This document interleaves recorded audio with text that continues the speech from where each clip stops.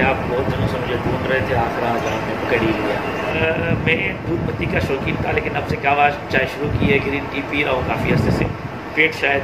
بڑھنا شروع ہو گیا، حلوہ زیادہ کھانا شروع کیا میں نے والد صاحب کے بعد دیکھوں گا کھانا، تو اب گرین ٹی اور قہوہ کو پسند کرتا ہوں، اور حلوہ ہو جائے تو پھر اور مزہ آ جاتا ہے۔ جمعیت علماء اسلام سوشل میڈیا کے جتنے بھی احباب جمعیت علماء اسلام کی خدمت کر رہے ہیں سوشل میڈیا کی دنیا میں ان کو نہ صرف خراج تحسین پیش کرتا ہوں، بلکہ ان کی حوصلہ افزائی کرنا چاہتا ہوں، ان کو مبارکباد دینا چاہتا ہوں، ان کو ثابت قدم رہنے کی تلقین کرتا ہوں، اور ان سے درخواست کروں گا کہ پالیسیاں تنظیم میں بنتی ہیں، پالیسیاں تنظیمی اجلاسات میں بنتی ہیں، پالیسیاں جماعت کے جو عہدیداران ہیں وہ بناتے ہیں۔ ہم اگر گھر میں بیٹھ کر یا اپنے سوشل میڈیا پر بیٹھ کر حالات کو دیکھ کر یا دنیا کے نظریے کو دیکھ کر اگر ہم اپنی رائے قائم کریں تو وہ تو درست ہے، لیکن اگر اپنی رائے کو اپنی قیادت کے اوپر مسلط کریں یا جماعت کے کسی فیصلے کو ہم تنقید کا نشانہ بنائیں تو پھر دشمنوں کو موقع مل جاتا ہے۔ اگر اپنے ہی دوست اپنے ہی فیصلے کو تنقید کا نشانہ بنائیں گے، اپنے ہی دوست جماعت پر اعتراضات اور سوالات اٹھائیں گے تو دوسروں کو تو موقع ملے گا۔ اول ظفر صاحب اور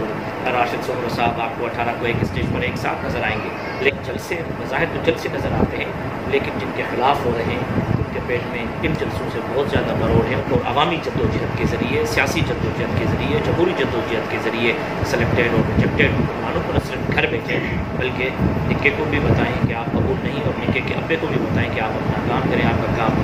عوام پر اپنے بیٹوں پر مسلط کرنا نہیں۔ بسم اللہ الرحمن الرحیم۔ سب سے پہلے تو میں آپ کا بہت مشکور ہوں کہ آپ نے اپنے محبت کا اظہار کیا اور میری آواز اپنے فالوورز تک پہنچانے کی کوشش کی۔ اللہ رب العزت آپ کی محبت اور خلوص کو اپنی بارگاہ میں منظور و مقبول فرمائے۔ یقین جانیے کہ شہید والد رحمہ اللہ کی شہادت کے بعد جس کیس کے مرحلے سے اور عدالتوں سے ہم گزر رہے ہیں وہ ہمارے لیے بہت بڑا امتحان ہے۔ میں نے زندگی میں پہلی مرتبہ عدالت کو اپنے شہید والد کی شہادت کے بعد دیکھا، اس سے پہلے کبھی بھی زندگی میں اتفاق نہیں ہوا، اور ہمارے آنکھوں کے سامنے ہمارے شہید والد نے قاتل ہوئے۔ السلام علیکم ورحمۃ اللہ وبرکاتہ۔ محترم ناظرین، آپ دیکھ رہے ہیں پروگرام چینل پہ چل میں آپ کو بہت اس وقت ہمارے ساتھ موجود ہیں جمعیت علماء اسلام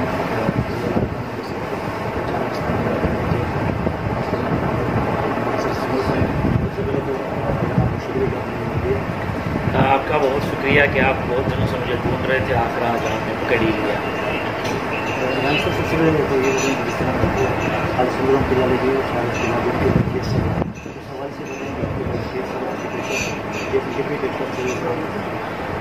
بسم اللہ الرحمن الرحیم۔ سب سے پہلے تو میں آپ کا بہت مشکور ہوں کہ آپ نے اپنے محبت کا اظہار کیا اور میری آواز اپنے فالوورز تک پہنچانے کی کوشش کی۔ اللہ رب العزت آپ کی محبت اور خلوص کو اپنی بارگاہ میں منظور و مقبول فرمائے۔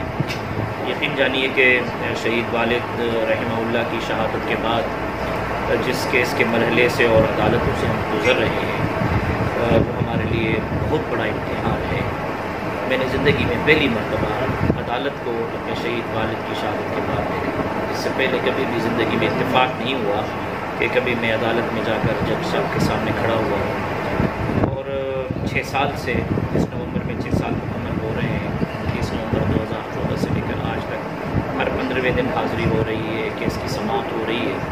اور ہر 15ویں دن ہم عدالت میں ہوتے ہیں، یا میں جاتا ہوں بذات خود یا راشد بھائی تشریف لے جاتے ہیں، اور ہمارے آنکھوں کے سامنے ہمارے شہید والد نے قاتل ہوئے۔ 5 6 8 10 فٹ کے فاصلے پر جنہوں نے اقرار جرم کیا ہے کہ ہاں ہم نے یہ جرم کیا ہے، اور وہ خود انہوں نے قبول کیا ہے،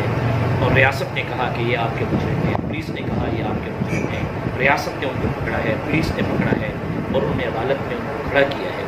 جب ریاست کہے کہ یہ آپ کے مجرم ہیں، پولیس کہے کہ یہ آپ کے مجرم ہیں، اور وہ خود اقرار جرم کرے، اور ہم نے خود جب اپنے وسائل اور ذرائع اور اپنے احباب کے ذریعے اپنے شہید والد کے قاتل کے پاؤں کے نشانات اٹھائے تو وہ بھی وہیں پہنچے ہیں۔ البتہ یہ سب کرائے کے قاتل ہیں، لیکن اس کے باوجود جس سسرڈی سے یہ کیس چل رہا ہے اس پر نہ صرف بحیثیت ایک بیٹے کے مجھے تشویش ہے، بلکہ پوری جماعت تذبذب کا اور بہت بڑے اشتعال کا شکار ہے۔ لیکن ملک میں سمجھتا ہوں کہ سب سے بڑا فقدان اس وقت جہاں تعلیم کا، صحت کا، صفائی کا، گڈ گورننس کا ہے، وہیں ہمارے ملک میں انصاف کا بھی بہت بڑا فقدان ہے کہ یہاں جو ہے وقت پر انصاف نہیں ملتا، اور اس وجہ سے یہاں قتل میں اضافہ ہو رہا ہے اور لوگوں کا عدالتوں سے اعتماد اٹھ رہا ہے اور لوگ خود اپنے ہاتھ میں ہتھیار اٹھا کر اپنے والد کا، اپنے بھائی کا، اپنے رشتہ داروں کا خود انتقام لیتے ہیں۔ انتقام کا شرح اس لیے بڑھ رہا ہے کیونکہ عدالتوں سے لوگ مایوس ہو رہے ہیں۔ تو بہت بڑا امتحان ہے اور ثابت قدم یہ کیس بہت مضبوط ہے، چل رہا ہے، نا امید نہیں، اللہ رب العزت کی ذات سے بہت امید ہے۔ انشاءاللہ وہ دن عنقریب آنے والا ہے جس دن یہ کرایہ کے قاتل انشاءاللہ کیفر کردار تک ضرور پہنچیں گے۔ یہ اعصابی جنگ ہے، جس کے اعصاب کمزور ہو گئے وہ ہار گیا، جس کے اعصاب مضبوط رہے وہ جیت جائے گا۔ ہمارے اعصاب بھی مضبوط ہیں، حوصلے بھی بلند ہیں اور انشاءاللہ ہر محاذ پر شہید والد کے نہ صرف قاتلوں کے ساتھ اپنی اس انتقام کو جاری رکھیں گے بلکہ شہید والد نے جو مشن چھوڑا ہے اس کو انشاءاللہ پائے تکمیل تک پہنچانے کے لیے محنت اور جدوجہد جاری اور ساتھ رکھیں گے۔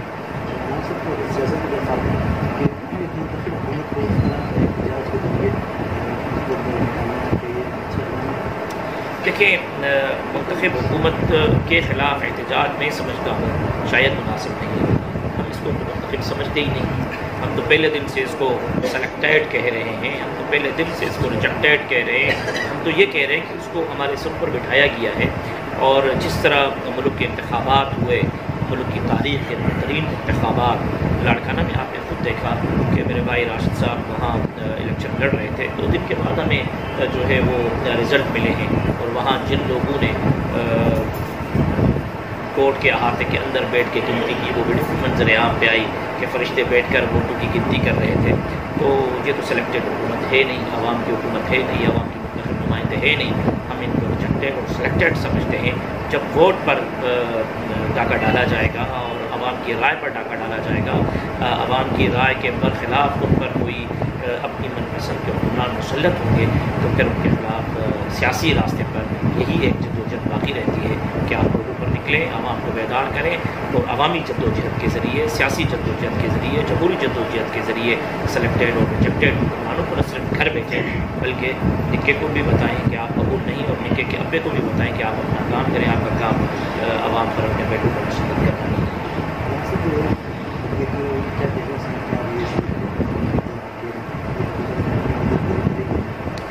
دیکھیں، آئین متحد اس وقت ہوگی جب آئین کے دائرۂ کار میں رہ کر یہ حکومت چل رہی ہو۔ یہاں تو آئین کی دھجیاں اڑائی جا رہی ہیں، قانون کی دھجیاں اڑائی جا رہی ہیں، یہاں تو آئین اور قانون نام کی کوئی چیز نظر نہیں آ رہی۔ آئینی مدت تو ہم نہیں چاہتے کہ یہ آئینی مدت پوری کریں، ہم نہیں چاہتے کہ یہ پارلیمانی مدت پوری کریں کیونکہ یہ آئین کے ذریعے آئے نہیں، یہ قانون کے ذریعے آئے نہیں، یہ پارلیمنٹ میں جبری طور پر آئے ہیں۔ لیکن اصل جو ہماری جدوجہد ہے وہ پس پردہ حکومتوں کے خلاف ہے جو عوام کی رائے کو چوری کرتے ہیں، جو عوام کے ووٹ کو چوری کرتے ہیں، جو الیکشن کے بجائے سلیکشن کو ترجیح دیتے ہیں۔ اور اس وقت اس پوری موومنٹ کا، اس پوری تحریک کا، پی ڈی ایم کا انحصار اب اپوزیشن کی جماعتوں پر ہے۔ اگر وہ اس مرتبہ ثابت قدمی سے کام لیتے ہیں تو ہم انشاءاللہ آر یا پار والی پوزیشن میں آ جائیں گے۔ اب وہ منحصر ہوتا ہے باقی سیاسی جماعتوں پر۔ جہاں تک بات ہے جمعیت علماء اسلام کی، ہم نے جو اپنا سکہ میں سمجھتا ہوں اس 2 سالوں میں منوایا ہے تو شاید کبھی ہماری جماعت کو اتنی پذیرائی ماضی میں ملی ہو۔ جو لوگ یہ سمجھ رہے تھے کہ ہم نے جمعیت علماء اسلام کی سیاست کو ختم کر دیا، مولانا فضل الرحمان صاحب کی سیاست کو ختم کر دیا، آج وہ دیکھ رہے ہیں کہ حقیقی معنوں میں اگر کوئی سیاسی لیڈر ہے تو وہ حضرت مولانا فضل الرحمان صاحب کا عالیہ ہے، اور حقیقی معنوں میں اگر اس پر کوئی سیاست کر رہا ہے تو وہی مولانا فضل الرحمان صاحب ہے۔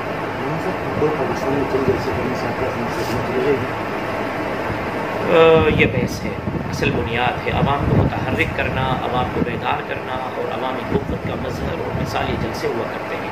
آپ عوام کو کس طرح اپنا ہم خیال بنائیں گے، آپ عوام کو کس طرح اپنا ہم نظریہ بنائیں گے، آپ لوگوں کو کس طرح اپنا ہم فکر بنائیں گے اور آپ اپنی اسٹرینتھ کس طرح شو کریں گے۔ یہ ظاہر جلسے ہی ہے جو عوامی قوت کہلاتے ہیں اور اسی عوامی قوت سے حکومتیں بنتی بھی ہیں اور اسی عوامی قوت سے حکومتیں گرتی بھی ہیں۔ تو یہ جلسے بظاہر تو جلسے نظر آتے ہیں لیکن جن کے خلاف ہو رہے ہیں ان کے پیٹ میں ان جلسوں سے بہت زیادہ مروڑ ہے، اور آپ دیکھیں گے کہ یہ جلسے انشاءاللہ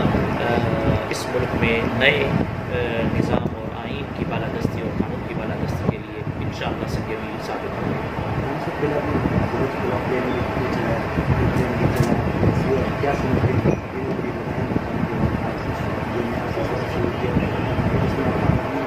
جدوجہد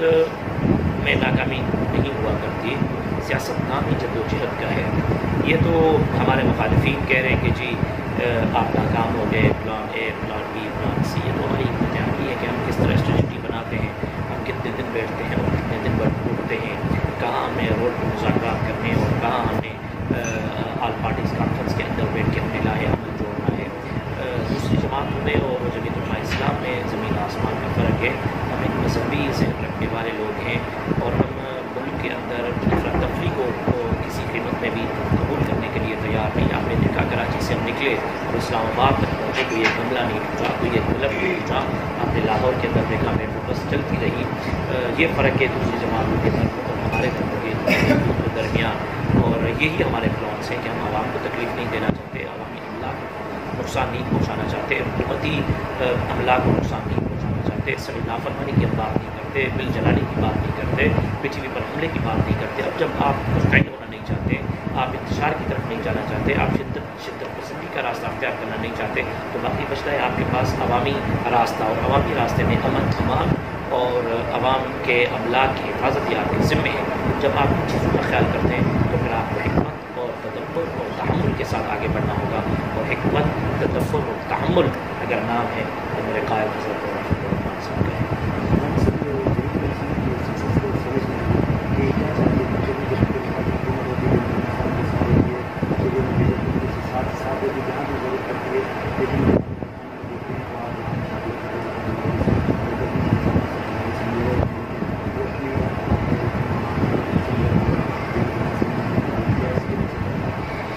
دیکھیے یہاں شروع سے اگر آپ جمعیت علماء اسلام سندھ کی سیاست کو دیکھیں، میرے شہید والد نے بھی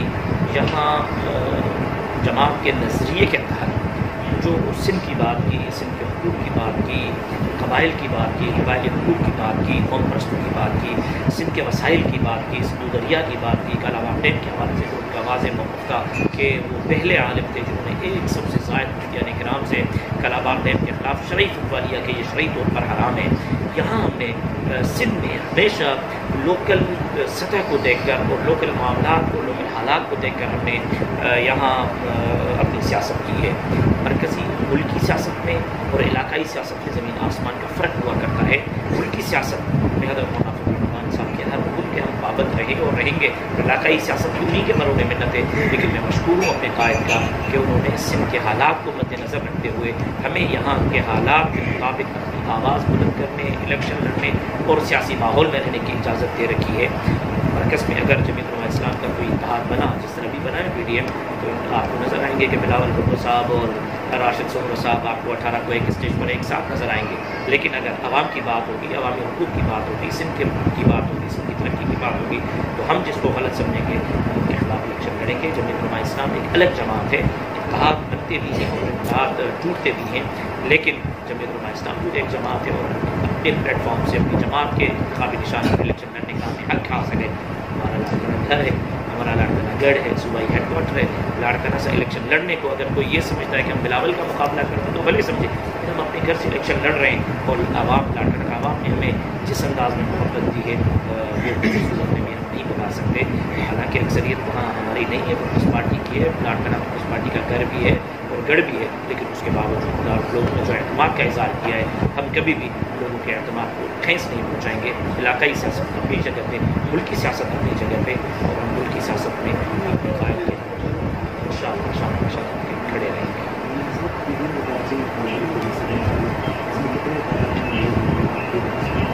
دیکھیں اس وقت اگر آپ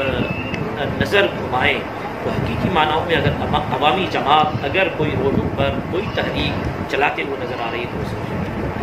میں سمجھتا ہوں باقی غباروں میں سے ہوا نکل چکی ہے۔ کراچی کے پی ڈی ایم کا جلسہ صرف سندھ کی تاریخ کا سب سے بڑا جلسہ ہوگا، بلکہ پاکستان کی تاریخ کا بڑا جلسہ ہوگا۔ حکمران جماعت پیپلز پارٹی بھی بھرپور محنت کر رہی ہے اور بھرپور محنت کر رہے ہیں۔ انشاءاللہ کراچی کا جلسہ عمران خان کے تعلق میں آخر کی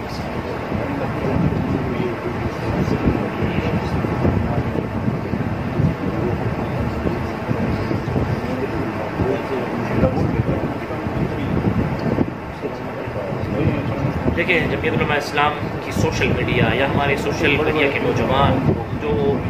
فیس بک پر، ٹویٹر پر، واٹس ایپ پر، یوٹیوب پر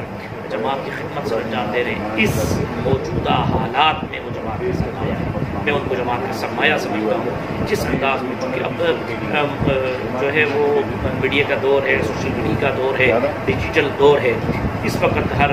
ہاتھ میں موبائل ہے اور ہر ایک آدمی موبائل کے ذریعے پیغام کو سنتا ہے اور چند منٹ کے اندر آپ کی بات پوری دنیا تک پہنچ جاتی ہے. جمعیت علماء اسلام سوشل میڈیا کے جتنے بھی احباب جمعیت علماء اسلام کی خدمت کر رہے ہیں سوشل میڈیا کی دنیا میں ان کو صرف خراج تحسین پیش کرتا ہوں، بلکہ ان کی حوصلہ افزائی کرنا چاہتا ہوں، ان کو مبارکباد دینا چاہتا ہوں، ان کو ثابت قدم رہنے کی تلقین کرتا ہوں. اور ان سے درخواست کروں گا کہ پالیسیاں تنظیم میں بنتی ہیں، پالیسیاں تنظیمی اجلاسات میں بنتی ہیں، پالیسیاں جماعت کے جو عہدیداران ہیں وہ بناتے ہیں. ہم اگر گھر میں بیٹھ کر یا اپنے سوشل میڈیا پر بیٹھ کر حالات کو دیکھ کر یا دنیا کے نظریے کو دیکھ کر اگر ہم اپنی رائے قائم کریں وہ تو درست ہے، لیکن اگر اپنی رائے کو اپنی قیادت کے اوپر مسلط کریں یا جماعت کے کسی فیصلے کو ہم تنقید کا نشانہ بنائیں تو پھر دشمنوں کو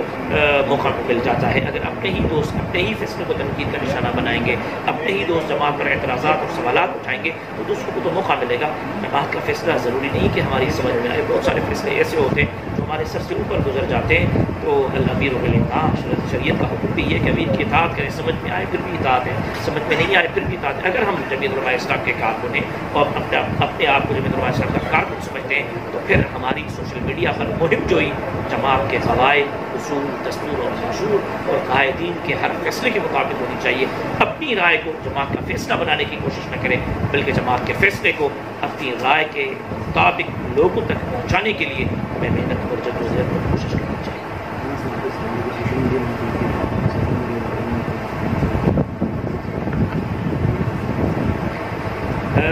میں دودھ پتی کا شوقین تھا، لیکن اب سے کہوا چائے شروع کی ہے، گرین ٹی پی رہا ہوں کافی عرصے سے.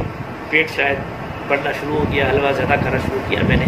والد صاحب کے بعد دیکھوں گا کھانا، تو اب گرین ٹی اور قہوہ کو پسند کرتا ہوں، اور حلوہ ہو جائے تو پھر اور مزہ آ جاتا ہے.